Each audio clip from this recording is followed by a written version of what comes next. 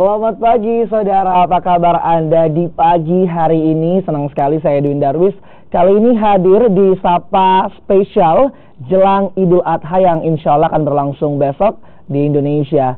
Dan yang juga tentunya merayakan untuk Hari Raya Idul Adha ini adalah di Kota Makassar. Di setiap tahunnya masyarakat begitu antusias apalagi untuk berkurban. Nah, kali ini ternyata juga akan ada satu program yang sangat luar biasa dari pemerintah Kota Makassar, yakni Makassar Berkurban. Nah, tema kita adalah bagaimana kesiapan nih pemerintah jelang Idul Adha besok, khususnya untuk pemerintah Kota Makassar. Saya akan tanyakan langsung pagi hari ini kepada Bapak Aswis Badwi, Kabak Kesra Pemkot Makassar. Selamat pagi, Pak. Selamat pagi. Assalamualaikum warahmatullahi wabarakatuh. Waalaikumsalam warahmatullahi wabarakatuh. Pagi-pagi sudah hadir di studio kita. Terima kasih, luar biasa sekali, Pak. Baik, nah ini jelang Idul Adha besok, bagaimana sebenarnya persiapan dari pemerintah Kota Makassar? Apa yang akan dilakukan besok, Pak? Khususnya mungkin untuk pelaksanaan sholat Id dulu. Ya, alhamdulillah untuk pelaksanaan sholat Id besok itu kita sudah mengadakan rapat dengan semua lini sektor terkait, semua SKPD. Kita persiapkan Kalapan Karebosi, itu sudah ekon. Setiap hari raya Idul Fitri dan Adha itu kita pakai di situ. Kita bersihkan, kita kerjasama dengan misalnya camat yang di sekitar situ. Kita juga persiapkan siapa penceramah, siapa imam. Baik. Nah, mungkin masyarakat jadi yang bersiap-siap besok untuk Idul Adha boleh memilih Karebosi, Pak, ya, karena memang menjadi selalu ikon dan selalu ramai oleh masyarakat. Siapa yang akan menjadi imam dan juga khatib untuk sholat Idul Adha besok, Pak, di Kota Makassar? Untuk tahun ini kita mengusulkan sebenarnya dua. Pak Wali, kita lapor kepada Wali Kota Makassar. Dia pilih Bapak Harman Tajang, LCE Mahai. Dia itu dosen setiba, sekaligus juga dia pimpinan pondok pesantren Markas Imam Malik. Kalau hatibnya? Hatibnya Bapak Hasan Basri. Wah, Bapak Hasan Basri. Ya, Hasan Basri ini dia imam masjid Al Markas. Jadi memang kan sangat menentukan juga ya bagaimana kita begitu khusyuk, karena biasanya kalau hatibnya bagus, imamnya bagus, pasti kita juga terbawa untuk jadi khusyuk. Lalu tema yang akan diangkat besok, apakah ada informasi, Pak, kira-kira apa sih tema dari mungkin ceramah hatib yang akan dibawakan besok, atau masih rahasia nih, Pak, untuk besok masyarakat Kota Makassar? Ya, kalau hatib itu dia akan berceramah yang saya pantau. Dia pasti didukung program-program dari pemerintah Kota Makassar. Misalnya keamanan, ketentraman masyarakat, terutama yang saya jaga anak tak.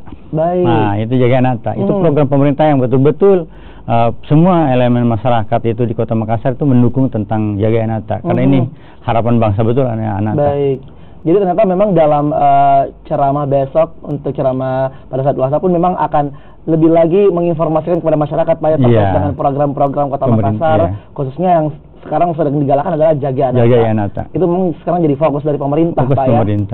Jadi untuk Makassar besok, untuk Anda warga Kota Makassar khususnya yang memang akan melaksanakan Idul Adha, sedang mencari tempat, kira-kira di mana yang bagus, Pak, ya, di mana yang imamnya bagus, hatibnya bagus, tentu di Karebosi akan bersama juga dengan Wali Kota Makassar, tentu, Pak. Iya, dengan seluruh pejabat-pejabat yang ada kita undang. Kita juga undang, ya, insya Allah kalau Pak Gubernurnya berkenan untuk hadir. Biasa kan banyak juga jadwalnya dia. Biasa dia datang juga. Biasa kita undang Ketua DPR, Wakil Gubernur. Biasa juga ada Pak Menteri datang tiba-tiba misalnya gitu. Wah, ya, ini kita jadi surprise juga, bisa ada pejabat-pejabat pusat yang orang Sulawesi Selatan tiba-tiba datang, anggota DPRD pusat yang mungkin lagi mudik ya, untuk juga biasanya sholat di Karebosi, Pak, ya. Jadi untuk masyarakat memang untuk jarang-jarang gitu kan, Pak, bertemu dengan pemimpinnya, ternyata di momen Idul Adha bisa bertemu di lapangan Karebosi besok untuk pelaksanaan Idul Adha. Jam berapa, Pak, rencana akan dimulai? Itu biasa kita sudah 6:30 itu sudah kita mulai. Ini biasa kalau Idul Adha kan dipercepat. Lebih cepat, karena kan ada pemotongan hewan kurban, Pak, ya.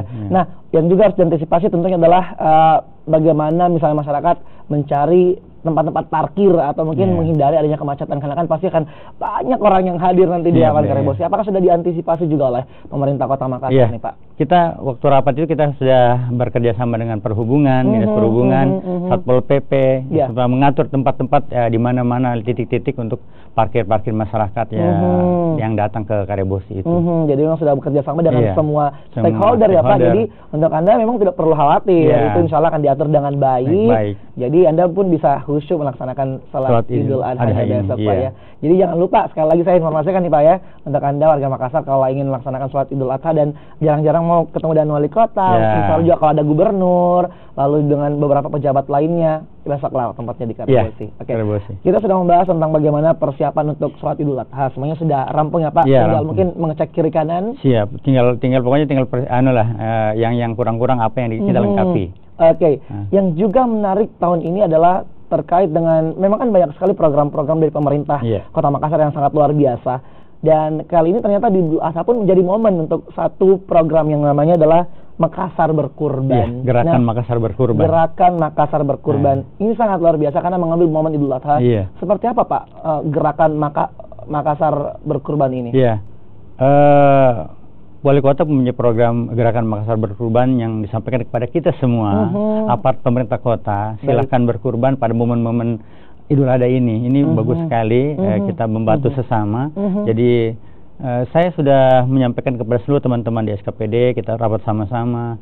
Akhirnya mereka melaporkan kepada kita, alhamdulillah untuk tahun ini ya, sudah terkumpul 84 ekor sapi. Itu khusus untuk SKPD kita. SKPD aja. Dengan 16 ekor kambing. Nah, itu nanti akan dikirim ke daerah binaan masing-masing SKPD yang ada di Kota Makassar. Kan SKPD mempunyai binaan kelurahan yang ada. Baik. Sebenarnya mungkin Bapak pernah bercerita langsung bersama dengan Wali Kota Makassar. Apa sih yang menjadi ide awal akhirnya Pak Dhani Pemanto nih mengatakan yuk kita bikin gerakan Makassar Berkurban? Apa yang menjadi dasar itu Pak? Ya, Pak Wali Kota luar biasa. Dia ingin semua masyarakat itu sejahtera gitu, menikmati di momen-momen Idul Adha ini. Jadi tidak saja difokuskan di satu kecamatan, ya akhirnya kita dilibatkan, ayolah kita berkurban bersama dengan Gerakan Makassar Berkurban. Kita kirimkan agar merata itu kurban-kurban yang ada di Kota Makassar. Ini luar biasa jumlah kurban yang di kecamatan. Satu kecamatan saya sampai 700-600 sapi itu yang dipotong. Per kecamatan. Saya bilang luar biasa. Nah, kita tambah dengan SKPD, ayo kita sama-sama supaya juga merata dengan daerah binaan. Jadi seluruh warga Makassar, bahkan mungkin warga di luar Kota Makassar akan datang besok untuk menerima misalnya hewan kurban yang dipotong, jadi merata bisa merasakan semua ya Pak ya. Nah terkait dengan rencana Gerakan Makassar Berkurban ini sudah berapa lama sih persiapannya Pak dilaksanakan, dan bagaimana sejauh ini, apakah memang begitu antusias? Nanti dijawab ya Pak, usai jeda Pak ya. Kita akan kembali usai jeda terkait dengan bagaimana Gerakan Makassar Berkurban. Tetaplah di Sapa Makassar khusus jelang Idul Adha.